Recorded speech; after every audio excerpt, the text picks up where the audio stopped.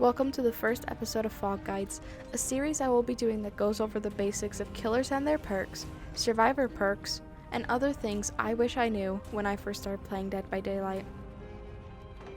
Silent Hill was Dead by Daylight's 16th chapter and was released June 16, 2020.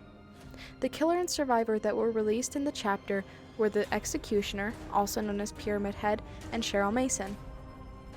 In this episode, I will be covering the basics of Pyramid Head. His power is quite long, but I'll explain it the best I can. Pyramid Head's power is called Rites of Judgment.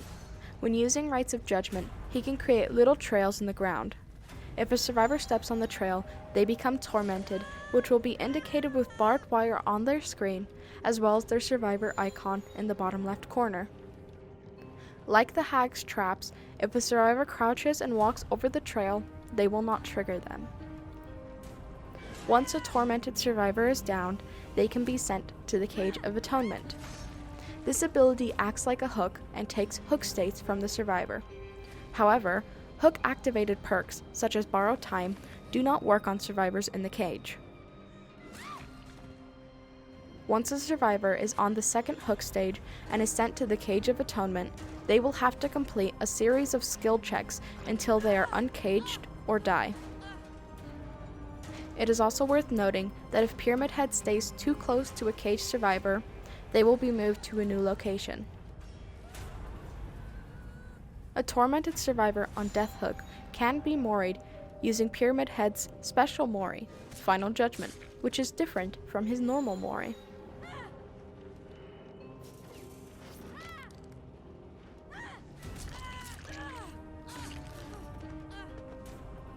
His special attack is called Punishment of the Damned. Once Rites of Judgment is active, you can press the attack button to perform Punishment of the Damned. This unleashes a wave of force, damaging any survivors in its path. His personal perks are Forced Penance, Trail of Torment, and Deathbound. Forced Penance. Those who stand in the way of duty will suffer harsh judgment.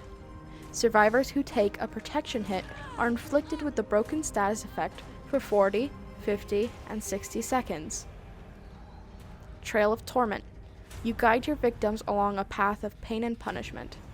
After kicking a generator, you become undetectable until the generator stops regressing, or a survivor is put into either the injured state or the dying state by any means. During this time, the generator's aura is revealed in yellow to all survivors. Trail of Torment can only be triggered once every 80, 70, and 60 seconds. Deathbound. Those whose lives are intertwined in darkness are destined to suffer together. When a survivor heals another survivor for one health state at least 32 meters away from the killer, the survivor performing the healing action will scream, revealing their location and activating Deathbound for the next 60 seconds. During that time, the survivor will suffer from the Oblivious status effect when farther than 16, 12, and 8 meters away from the healed survivor. Overall, Pyramid Head's difficulty is considered to be intermediate based on the amount of time and effort that is required to properly learn how to play him and use his power effectively. His main power requires the player to place trails where survivors are likely to step on them, such as loops and around generators.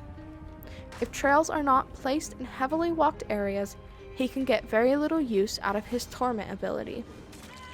His ranged attack is pretty good for cutting survivors off of loops or downing injured survivors trying to hide. This episode was just a very simple breakdown of Pyramid Head's power and perks. I hope that this gives you a basic understanding of how Pyramid Head works. Stay tuned for the next episode of Fog Guides. Thank you.